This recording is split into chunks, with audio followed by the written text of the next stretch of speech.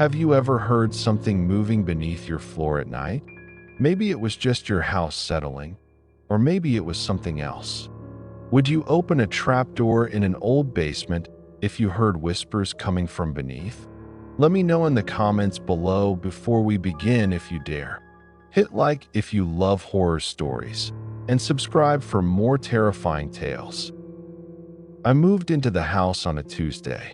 The air was crisp, the autumn leaves blanketing the gravel driveway as I pulled up to the old farmhouse.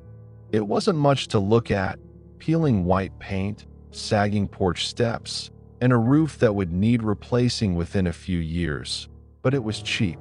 That was all that mattered. The real estate agent had been eager to unload the place, practically throwing in the furniture for free. "It's a little off the beaten path," she had admitted, "but it has character." I wasn't interested in character. I wanted space, quiet, and an escape from the overpriced nightmare of city living. The first thing I noticed about the house was how empty it felt. Not just physically, though most of the rooms were sparsely furnished, but in a deeper, almost oppressive way. The moment I stepped inside, a faint hollowness settled in my chest, like stepping into a space that had been abandoned by time itself. That I shook the feeling off. It was an old house, after all. Old houses creaked, settled, and groaned with the wind. That was normal. The layout was straightforward: a wide living room with a dusty fireplace, a kitchen with outdated appliances, and a narrow hallway leading to the bedroom and study. But what caught my attention was the basement door at the end of the hall. It was different from the rest of the house. The wood was darker, the handle rusted. A heavy iron lock hung from the latch, though I hadn't been given a key. The real estate agent hadn't mentioned a locked basement. I made a mental note to call her about it later. By the time I finished unpacking, night had settled over the property.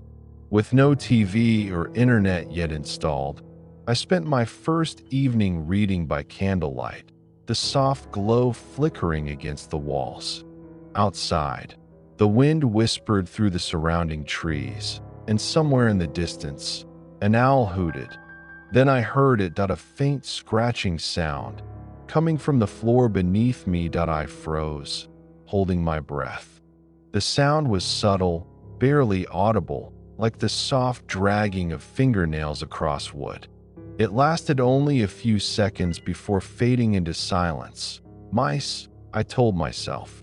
Probably just mice. Still, I found myself staring at the floorboards, suddenly uneasy. The scratching continued over the next few nights. Always faint, always brief. But there was something off about it, too deliberate, too controlled to be random animals scurrying. Then, on the fourth night, the whispers started. At first, I thought I was imagining things.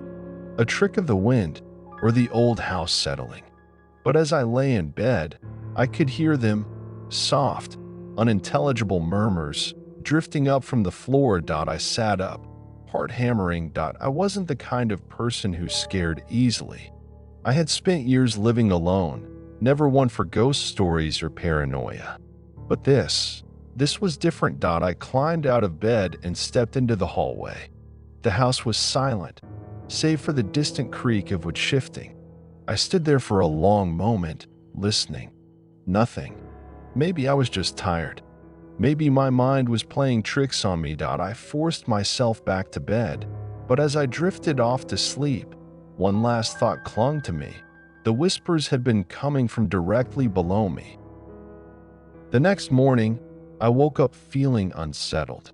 The night's events lingered in my mind, a nagging whisper in the back of my thoughts. Scratching. Whispers. It was ridiculous. I knew that, but something about it felt wrong.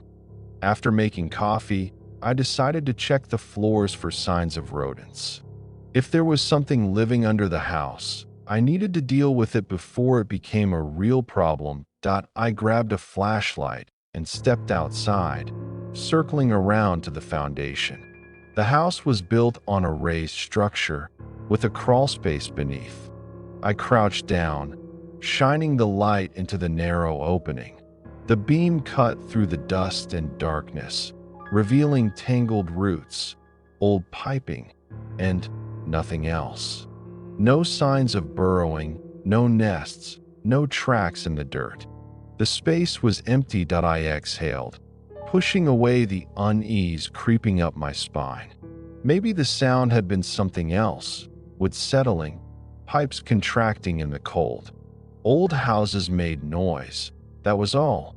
Still, as I stood there, I couldn't shake the feeling that I was being watched. I turned off the flashlight and went back inside.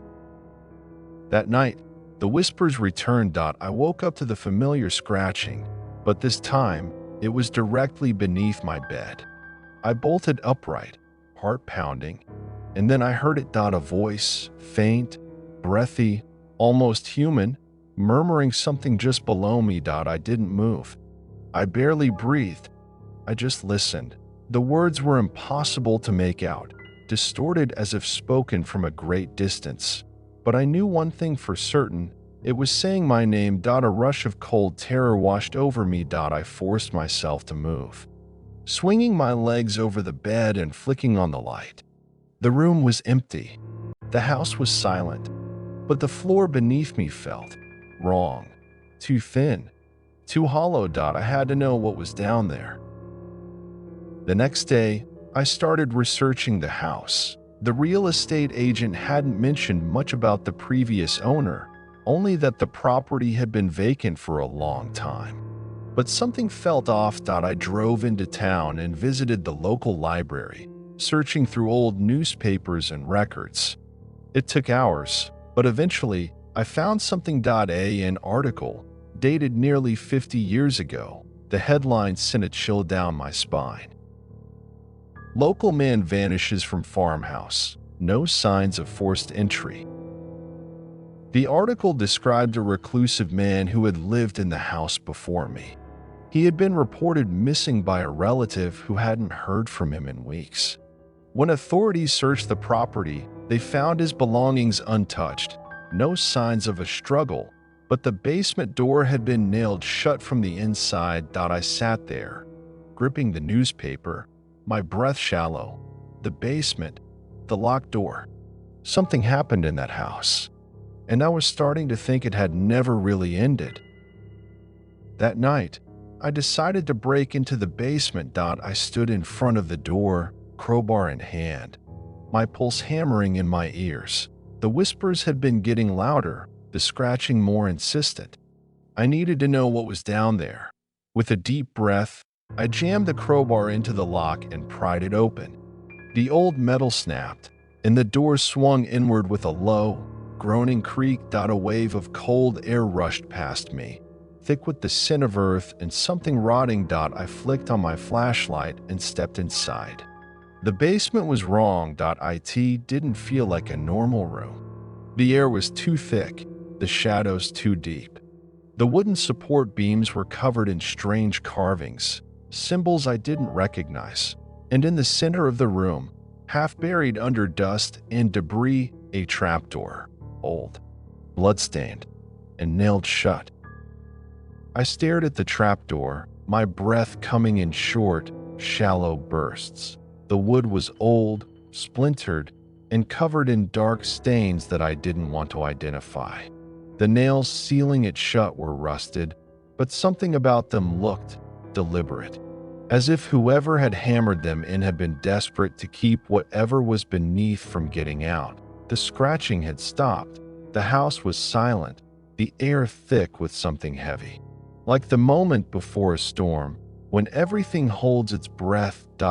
My hands trembled as I reached for the crowbar. Some part of me, the logical, rational part, screamed to leave it alone, to walk away. But it was too late for that, wasn't it? The whispers, the thing in the floor. I was already a part of this. I wedged the crowbar beneath the first nail and pried it loose. It let out a long, metallic screech as it came free. Then, somewhere behind me, The whispering started again. My whole body locked up. This time, it wasn't coming from below. It was in the room with me. I turned, flashlight shaking in my grip.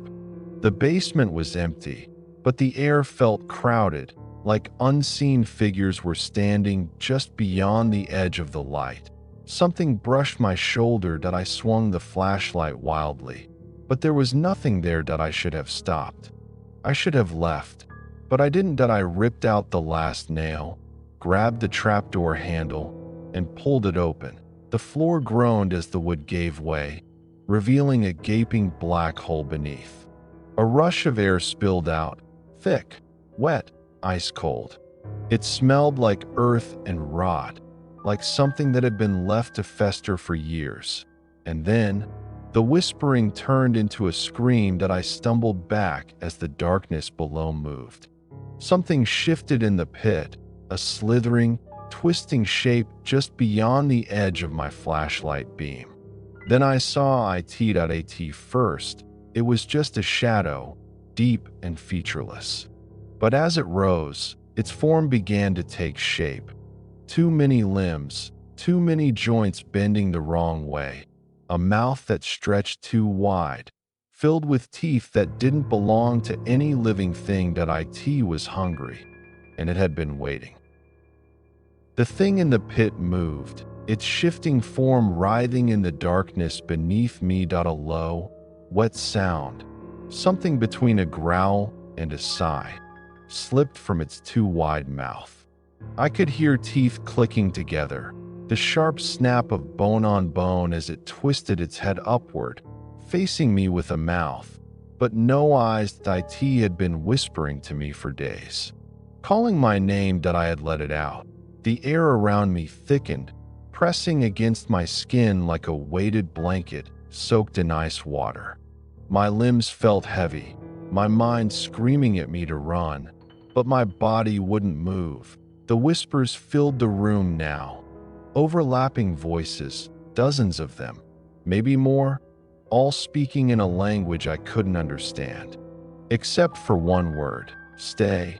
The thing reached for me, its arms, too long, with fingers that curled like broken twigs, stretched out of the pit, its touch just inches from my ankle.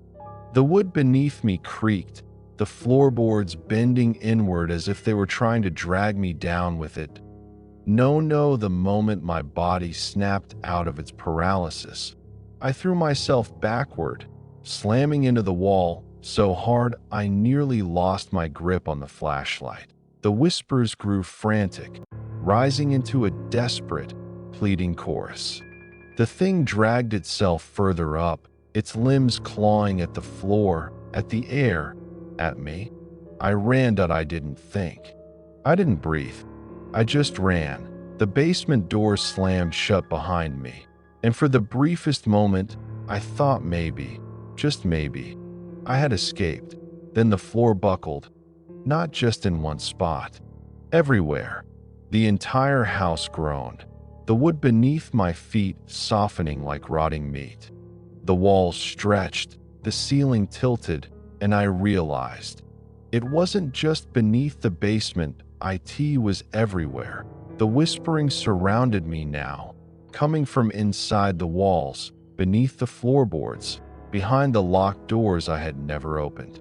It had been waiting, not just to be freed. That I stumbled toward the front door, my hands scrambling for the lock.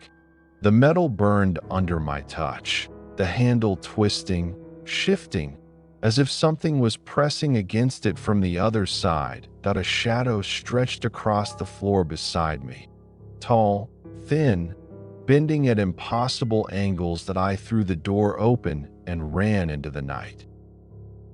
I don't remember getting in my car. I don't remember driving, but somehow I made it back to town. I must have looked insane, barefoot, covered in dust and sweat, my clothes torn. I stumbled into the nearest gas station, my breath coming in sharp, panicked gasps. The clerk looked up from his magazine, his expression shifting from annoyed to concerned in seconds. Jesus, you okay? I opened my mouth to speak, But the whispers, I could still hear them. Faint now, distant, but there, like something just beneath the surface, like something that had followed me. I checked into a motel that night, leaving everything behind: my car, my phone, my name. The next morning, I called the real estate agent from a payphone. "There's something wrong with that house," I said, my voice barely above a whisper. A long silence. "Then, I know," she admitted, and she hung up. The whispers never really stopped. Even now, I can still hear them, just beneath the surface. Would you have done the same? Or would you have left the house the moment you heard the first whisper? Tell me in the comments. If you enjoyed this horror story, don't forget to like, subscribe, and share with fellow horror fans. New scary stories drop every week.